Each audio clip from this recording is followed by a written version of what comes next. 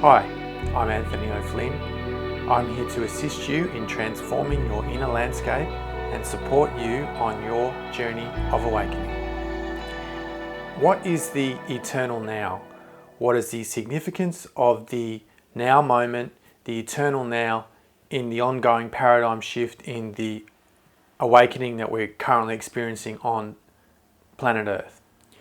Well, in my previous video, I was referring to this displacement in time, these time slippages, and this video I'll explore at a deeper level the relationship between the time slippages and the eternal now.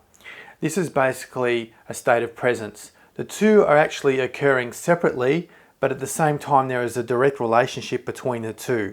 To have these time slippages occurring and also to experience this eternal now moment are actually synonymous. And by that, I am referring to the fact that when we are actually experiencing this state, we're actually taken out of this linear time, which is expressed in past, present, future. But similarly, we're taken out of this linear expression of the mind. And by that, I'm referring to the idea that we have thoughts that are essentially sequential. Now, this is very significant because the sequential thoughts are directly related to the linear experience of time. And by that, I mean that we're having thoughts which we are continually thinking. There is a progression. And this progression of thoughts in the mind is directly related to this experience of past, present, future. So when we are actually removed from this linear experience of time, we are then tuning into this state of pure consciousness, a state of presence. And by this, I'm referring to a part of our being which all of us have, and all of us have the ability to connect with this state continually. And in many ways, it's an extremely simple spiritual practice, but also actually very advanced because of the discipline and the ongoing state that is needed to generate this state of pure awareness. It's there, but we need to continually access it. And by that, I'm referring to something that is beyond the mind. From the traditional view of the chakras, we have Ajna as being related to the mind, this third eye. And then we have Sahasrara, the crown chakra, which is related to pure awareness, pure consciousness. Part of our being that doesn't change. It is unchangeable. It is immutable. It is, in essence, eternal. So I'm referring to this part of our being that is beyond the mind. Some people would, as an analogy, refer to it as something that sits behind the mind. This is perhaps not true in any way, but it can give some ease to understand this concept. Now, this expression that the thoughts that we have are the clouds are coming and going. They are changing shape, changing structure, and so on. And yet, behind the clouds, there is the sky. The sky is eternal. The sky never changes. The sky simply is.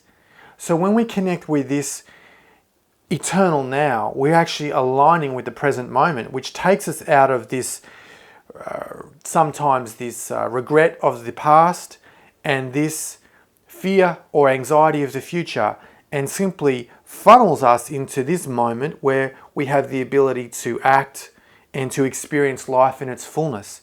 Because if we are walking around doing our daily tasks and we're simply lost in our mind, it's actually a form of numbness, a feeling of being actually asleep. We're actually not aware as to what is going on, what we're experiencing, tuning into our senses, and of course connecting with this present moment, which automatically takes us out of the past and the future. And yet, what's important to understand is that the mind is simply ruminating, and very often this rumination, it doesn't actually help solve any of the problems, particularly if they're obviously from the past or the future, because it actually takes us out of this essential ability to act and align ourselves with the present moment, giving us a fundamental state of acceptance and accepting what is. And the reality is that this moment is unchangeable. Whatever is occurring is simply occurring, and we should work with these conditions, work with these circumstances, because it is in essence reality itself. So to be opposed to what is actually occurring in our life moment to moment is essentially to be against reality and to actually be opposed to our life itself. And yet very often this is the state that humanity is in today in so many circumstances, so many daily situations that we find ourselves in.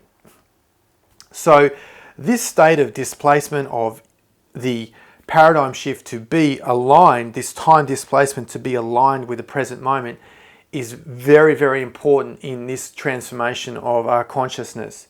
And I have also noticed myself that I have been experiencing this particularly a lot at night time. And by that, I'll wake up in the morning or during the night and I'll be the mind will be completely in the present moment. It will be frozen. I'm not talking about being calm or being relaxed or doing a meditation. I'm talking about a deeper level of simply mind being frozen and being completely in this state of presence. So if you're experiencing this, my tip for you to stay with this experience is not to analyze it. Don't think it. Don't try to amplify it. Don't try to stop it, because the minute that you try to do those things, you're engaging the mind and you're removing yourself from the present moment and taking yourself out of this reality, which is a very high state of consciousness. So when you notice this, and this is part of the shift, so many people will start to experience this more and more and more, because this is a fundamental aspect of this transformation, is simply to allow it to be. To simply, in essence, surf it like a wave. Be with the wave, flow with the wave, merge with the wave, and allow this state to become deeper and more stabilized. It's a very powerful state of consciousness, and it aligns us with the now, and it's also very purifying, because it's more of our essence. We're connecting to a deeper part of who we really are.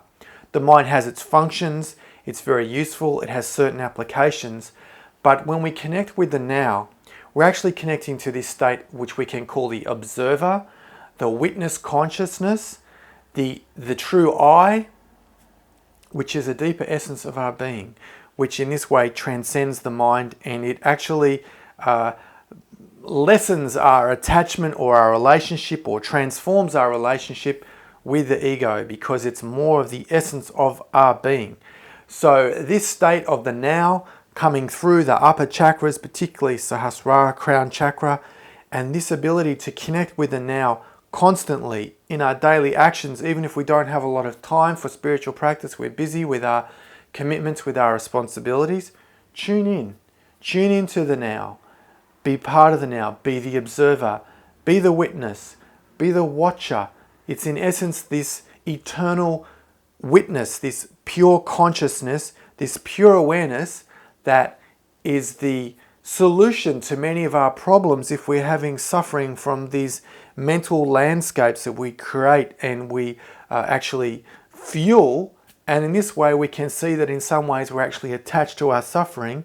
And this practice of mindfulness, ultimately tuning into the present moment, transforms our neural architecture and gives us the capacity to be more resilient, to be more present, to be more allowing, and to align ourselves with the present moment. And this is essentially the eternal now. Thanks for watching, and as always, if you're watching this, you are the shift.